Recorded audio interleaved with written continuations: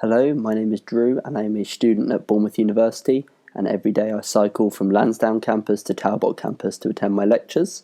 The following footage is footage from my helmet camera on one day's commute and features acts by both drivers and cyclists that I believe are unsafe and are just a small example of some of the problems faced by all road users in Bournemouth, and particularly cyclists given their vulnerable position. The first clip here shows a cyclist overtaking a car on the side that they are indicating from and then pulling directly out in front of them as they both pull onto the roundabout, earning a shake of the head from me, but it's also just an unnecessary risk to take as a cyclist. You saw I deliberately just sat behind that car and waited. He didn't gain any time from doing that. Again here we see a car pulling a U-turn after clearly taking the wrong exit at a roundabout. There's a roundabout just down the road here. There's no need to hold up traffic, cause a problem, and there's also no need for this pedestrian to run out in front of me. It's just unnecessary little risks that for a cyclist can be deadly.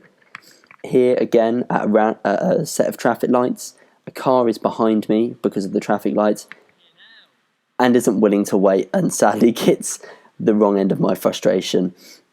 Sometimes you just can't help yourself because it's frightening. It's 2 tons of metal versus you. Here we see a common problem I see, especially on Talbot Avenue. Cars will overtake you and then immediately encroach into the bike lane. This may not seem like a problem, but if I'm coming up fast and you have to slow down like they did ahead, it can really present some dangers. Again here, a maybe more dangerous option. This car immediately cuts over in front of me as I'm cycling. I speed up instantly as I join this road because it's slightly downhill and very fast. I could have easily gone into the back of him had the conditions been slippery and my speed been increased even by a few miles an hour. And as you can see, he didn't gain much by that quick overtake at all. And then again here, as I'm pulling up, this black car can clearly see me coming down the bike lane, but chooses to pull in front of me and blocks off the bike lane, forcing me to pull out into the road and earning a thank you thumbs up from me. I don't recommend antagonising drivers like this, but sometimes frustration can get the better of you, and sadly for me it did. Luckily the driver probably saw maybe what had frustrated me and chose not to follow it up, and they were the bigger person there. But just little things like this, things require me to pull out of the bike lane into the road when I don't need to. They're always going to be a risk. Again, at some traffic lights here, you often have a bus sitting behind you because it's a popular bus route and there is a stop directly before and after these traffic lights. Now, a lot of the time the buses will wait until you reach the cycle lane. Sometimes they don't. Sadly, in this situation, the bus driver that's immediately following this car chooses not to and gives me very little space as they go past me. All it would have taken was for a pothole or an animal or a pedestrian to walk out in front of me there, and I would have been trapped with nowhere to go. It was going to cause an accident regardless. And just a bit of consideration and a bit of awareness of the dangers that could happen. There's no point taking the risk.